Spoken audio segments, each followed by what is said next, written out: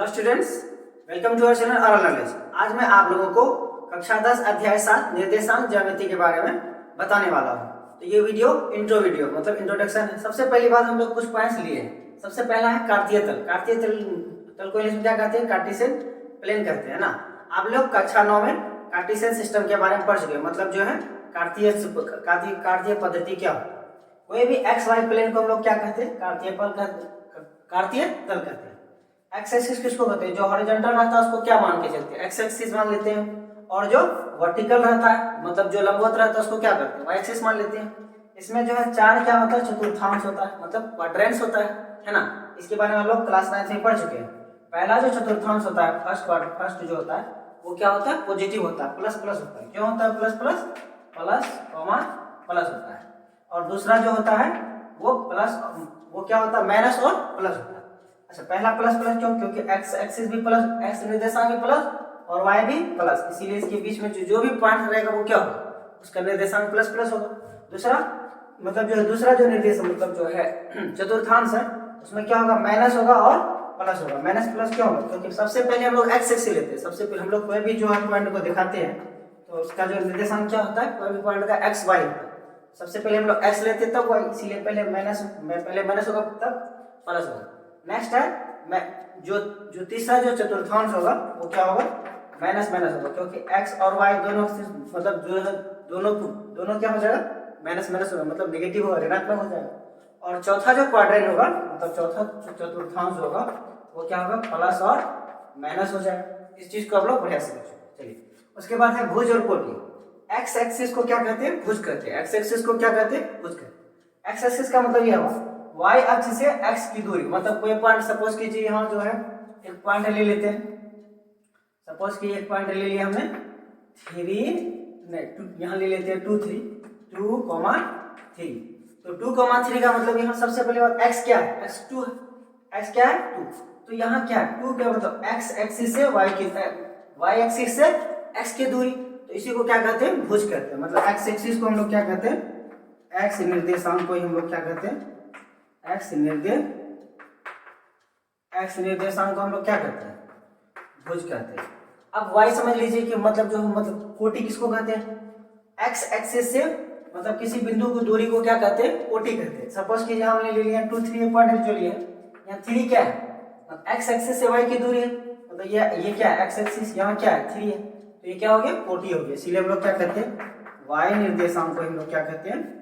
y निर्देशांक को हम लोग क्या कहते हैं? कोटि कहते हैं। वो y निर्देशांक को हम लोग क्या कहते हैं? कोटि कहते हैं। इस चीज को हम लोग बढ़िया से समझ चुके हैं। x निर्देशांक को भुज कहते हैं, y निर्देशांक को कोटि कहते हैं। अच्छा, भुज को इंग्लिश में कहते हैं एब्सिसा। भुज को इंग्लिश में क्या कहते हैं? एब्सिसा कहते हैं। और जो है कोटि को इंग्लिश में कहते हैं ऑर्डिनेट। कोटि को इंग्लिश में क्या कहते हैं? ऑर्डिनेट कहते हैं। कोटि को इंग्लिश में ऑर्डिनेट, ये हमेशा याद रखिएगा। और ऑर्डिनेट मतलब जो है भुज और कोटि से आपका बोर्ड में भी आ सकता है क्वेश्चन, और जो आपका स्कूल एग्जाम में भी आ सकता है। ऑर्डिनेट कहते हैं। एक्स एक्सिस को भुज कहते हैं और वाई एक्सिस को मतलब जो एक्स निर्देशांक को हम लोग एक्स निर्देशांक को भुज और वाई निर्देशांक को कोटि, इसको मतलब भुज को इंग्लिश में क्या कहते हैं? एब्सिसा। और जो कोटि को इंग्लिश में क्या कहते हैं? इंग्लिश में क्या कहते हैं? ऑर्डिनेट कहते हैं। इसको जो बढ़िया से याद रखिए, ठीक है। उसके बाद जो मूल बिंदु किसको कहते हैं? जहां x और y एक्सिस आपस में काटता है उसी को क्या कहते हैं? मूल बिंदु कहते हैं। यहाँ मूल बिंदु क्या है? 0 है। और ये हमेशा याद रखिएगा, मूल बिंदु का जो होता है ना, जिसको हम लोग क्या कहते हैं? इंग्लिश में ओरिजिन कहते हैं, है ना। मूल बिंदु जो है उसका हमेशा निर्देशांक क्या होता है? 0 और 0 होता है। क्यों? क्योंकि x एक्सिस से भी इसका दूरी 0 होता है और y एक्सिस से भी क्या होता है? 0 होता है। इसीलिए हम लोग क्या कहते हैं? मूल बिंदु का जो निर्देशांक हम लोग क्या कंसीडर कर लेते हैं? 0,0 कंसीडर कर लेते हैं। ये बात हमेशा आप लोग चलिए याद रखें। नेक्स्ट है हम लोग मतलब जो इस मतलब अध्याय जब प्रश्नावली सादृश्य वगैरह हल करेंगे उसमें क्या होगा? दूरी सूत्र। दूरी सूत्र क्या होता है? किन्हीं दो पॉइंट के बीच के जो है दूरी, मतलब किन्हीं दो पॉइंट के बीच की जो हम लोग दूरी निकालते हैं उसी को क्या कहते हैं? दूरी सूत्र। सबसे पहली बात ये समझ लीजिए कि निर्देशांक ज्योमेट्री को कौन सा जो मैथमेटिशियन है, एक बहुत बड़े मैथमेटिशियन थे, इसका नाम था रेने देकार्ते। आप लोग कक्षा 9 में पढ़े। रेने देकार्ते क्या हुआ? एक दिन सोते सोते उसके दिमाग में आइडिया आया, कुछ पॉइंट्स था, ठीक, कुछ पॉइंट्स के बीच में देखो आपस में रिलेट किया, संबंध बनाया, तो जिससे जो है इतने बड़े ब्रांच मैथमेटिक्स का बन गया, इसका नाम है निर्देशांक ज्यामिति। तो इस चीज को आप लोग समझ गए। चलिए ये भी याद रखिएगा कि जो ओरिजिन होता है मतलब मूल बिंदु होता है उसका निर्देशांक क्या होता है, 0 0। सबसे पहली बात आप चले जाइए दूरी सूत्र, है ना। दूरी सूत्र को इंग्लिश में क्या कहते हैं, डिस्टेंस फार्मूला कहते हैं, डिस्टेंस फार्मूला, डिस्टेंस फार्मूला। तो मान लीजिए एक पॉइंट है यहाँ क्या है, P है ना, एक पॉइंट है इसका नाम P है, कोई पॉइंट यहाँ है उसका नाम Q है, और इन दोनों पॉइंट को हम लोग मिला देंगे। मान लीजिए P का जो निर्देशांक है वो क्या है, x1, y1 है, और जो है Q का निर्देशांक क्या है, x2, y2 है। अब इन दोनों पॉइंट के बीच के हमको क्या निकालना है, दूरी निकालना है। हम लोग सबसे पहले क्या कर लेते हैं, यहाँ PQ क्या है, PQ दूरी हो जाएगा, PQ क्या हो जाएगा, दूरी हो जाएगा। तो हम लोग जो है x निर्देशांक का जो घटा होता है, अंतर होता है, उसका वर्ग कर लेते हैं, प्लस y निर्देशांक जो है ना, जो पॉइंट रहता है उसको हम लोग क्या कर लेते हैं, उसका अंतर निकाल लेते हैं, उसका भी वर्ग करके हम लोग क्या कर लेते हैं, दोनों का और वर्ग कर लेते हैं। तो हम लोग क्या कर लेंगे, x2 माइनस x1 का whole square plus y2 minus y1 का होल स्क्वायर, हम लोग क्या कर लेंगे, वर्गमूल लगा देंगे, ठीक है। तो PQ बराबर क्या होगा, इसको आप लोग इसी ये भी इस तरह भी याद रख सकते हैं, root under difference of x coordinate का square plus difference of y coordinate का स्क्वायर। एक बात और, आप लोग x1 या x1 को भी पहले ले सकते हैं, x2 को भी लिए, हमने यहाँ x2 और y2 को पहले लिए, आप x1 को भी ले लीजिएगा या y1 को भी पहले लीजिएगा तो गलत नहीं होगा, क्योंकि यहाँ क्या होगा, दोनों का डिफरेंस क्या होगा, स्क्वायर है, तो इसमें कोई फर्क नहीं पड़ेगा। तो दूरी सूत्र क्या होगा, ये हमेशा याद रखिएगा, x2 माइनस x1 का whole square plus y2 minus y1 का होल स्क्वायर, ये करके हम लोग क्या करते हैं, रूट चढ़ा देते हैं। यही फॉर्मूला क्या कहलाता है, दूरी सूत्र कहता है। चलिए अगर मान के चलिए कि जो है कोई बिंदु ओरिजिन से कुछ दूरी पर है, तो उसके लिए डिस्टेंस फॉर्मूला क्या होगा, उसके लिए देखिए x1 और जो है y1 क्या हो जाएगा, 0 0 हो जाएगा। मान लीजिए कि कोई बिंदु यहाँ है ना, इसका जो है क्या होगा, x मतलब जो है मान लीजिए यहाँ से क्या होगा, x1 x2 0 हो गया, x2 y2 है ना, x1 y1 यहाँ क्या हो जाएगा, यहाँ के अगर ओरिजिन से हम लोग काउंटिंग करेंगे तो क्या 0 0 हो जाएगा। तो इसके लिए जो है PQ क्या हो जाएगा, मान लीजिए इसका जो है AB मान लेते हैं, ओरिजिन को O मान लेते हैं, इसका पॉइंट A मान लेते हैं, OA है ना।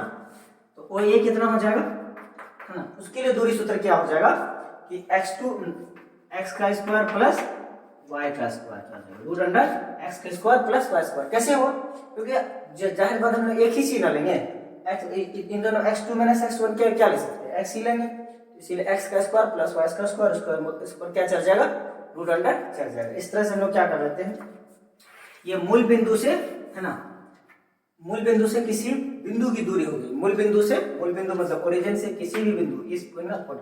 और एक बात हमेशा याद रखिएगा, मूल बिंदु हम लोग कहीं भी मान सकते हैं, लेकिन हम लोग डिपेंड करते हैं कि हम लोग उससे कट होना चाहिए, x एक्सिस और y एक्सिस क्या होना चाहिए, काटना चाहिए, हमेशा याद रखिएगा।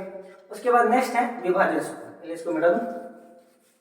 विभाजन में क्या होता है, मान लीजिए कोई जो है एक रेखा होता है, उसको हम लोग क्या करते हैं, काटते हैं हम लोग क्या करते हैं, इंटरनली भी काट सकते हैं, एक्सटर्नली भी काट सकते हैं, मतलब आंतरिक और बाहरी।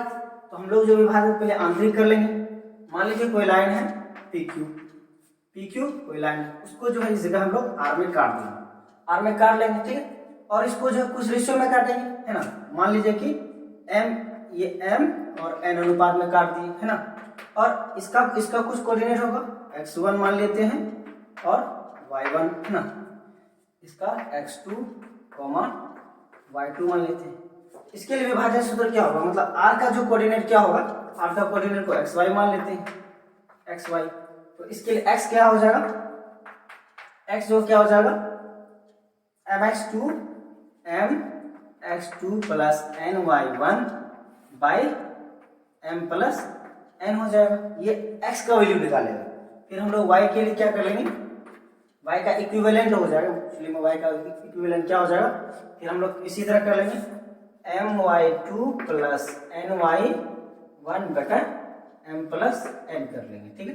इससे हमारा क्या हो जाएगा, p मतलब जो rxy निकल जाएगा, rxy निकल जाएगा, मतलब जो है r का कोऑर्डिनेट, ये पॉइंट r जो क्या इंटरनली काटा है, इस तरह से हम लोग क्या कर लेते हैं, विभाजन सूत्र से हम लोग निकाल लेते हैं।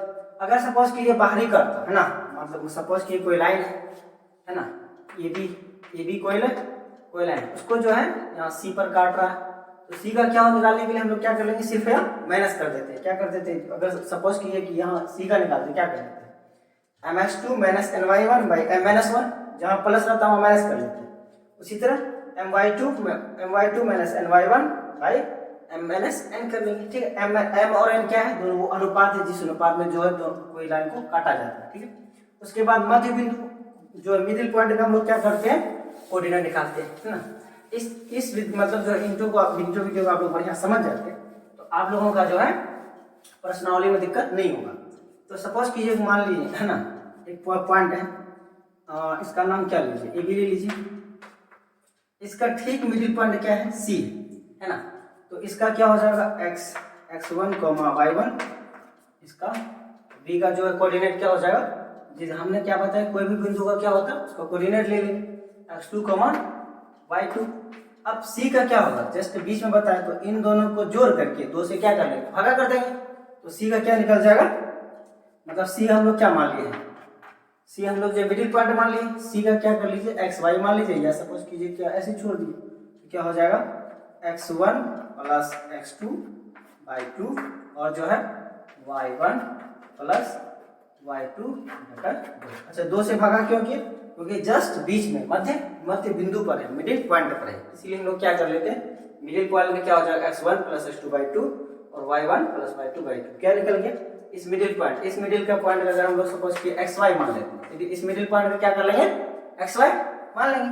तो हम लोग सपोज किए अगर xy मान लेंगे तो cxy, है ना, cxy बराबर इतना, इसका मतलब क्या निकाला, इंप्लाई दैट हम लोग जो कहेंगे x जो है इक्विवेलेंट होगा किसका, x1 प्लस x2 बाई 2 और y बराबर, है ना, y किसके इक्विवेलेंट हो जाएगा, y1 प्लस y2 बाई 2।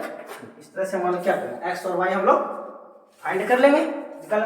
अब नेक्स्ट चले जाइए त्रिभुज का क्षेत्रफल, जो इस अध्याय का लास्ट जो सेगमेंट में क्या, कौन सा टॉपिक है, त्रिभुज का क्षेत्रफल। देखिए, अगर हमको किसी भी त्रिभुज का तीनों जो है वर्टेक्स, मतलब जो तीनों कोना का जो अगर सपोज कि कोऑर्डिनेट दिया हो रहा है, तो उस त्रिभुज का हम लोग क्षेत्रफल निकाल सकते हैं। मान लीजिए कि ABC कोई त्रिभुज है, ABC कोई त्रिभुज है, AB का AA का मान लीजिए x1 y1, B का x2 y2 और C का x3 y3, है ना, x3 y3, इसका क्या कोऑर्डिनेट दिया हुआ। इस त्रिभुज का क्षेत्रफल निकालने के लिए क्या फॉर्मूला है, हम लोग लिख लेंगे एरिया, मतलब जो एरिया नहीं लिखेंगे, इंग्लिश मीडियम हो जाएगा फिर, है ना, त्रिभुज ABC का क्षेत्रफल बराबर क्या लिखेंगे, 1/2, ये मोड़ दे देंगे। ठीक है, देखिए क्षेत्रफल जो है एक पॉजिटिव क्वांटिटी होता है, उसमें कभी भी, है ना, किसी चीज का हम लोग एरिया निकालते हैं तो -4 -4, इसीलिए हम लोग मोड़ लगाने से क्या होता है, प्लस हो जाता है, x1 गुना y2 minus y3 plus x2 गुना 123 231 y3 minus y1 plus x3 गुना y1 माइनस y2, और मोड हम लोग क्या करें, लास्ट में लगा देंगे। देखिए पहले और लास्ट में क्या लगा, मोड लगा है, उससे पहले क्या है, 1/2 से गुना हुआ, x1 x2 x3, है ना, फिर हम लोग y2 माइनस y3 यहाँ y, है ना, उसके बाद y3 माइनस y1 और y1 माइनस y2। आप लोग याद कैसे रखिएगा, आसान शक्ति है, 123 231 312, 123, देखिए 1 2 3 2 3 1 3 1 2, इस तरह भी याद रखिएगा। तो 1 2 3 सबसे पहली बात तो आसान है, x1 x2 x3 क्या होता है, मल्टीप्लाई होता है।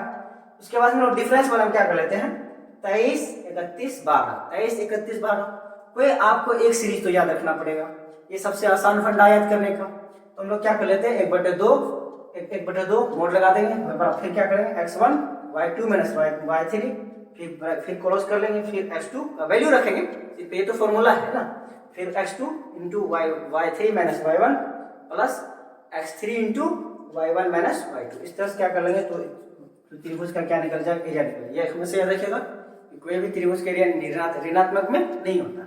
इस तरह से आप लोग, आई होप आप लोग पूरी तरीके से जो इंट्रो समझ चुके हैं। फिर आप लोगों से मिलते हैं आप लोगों का पर्सनली 7.1 के साथ। आप लोग इसी तरह मेरे वीडियोस को देखते रहे। Thank you for watching. जय हिंद।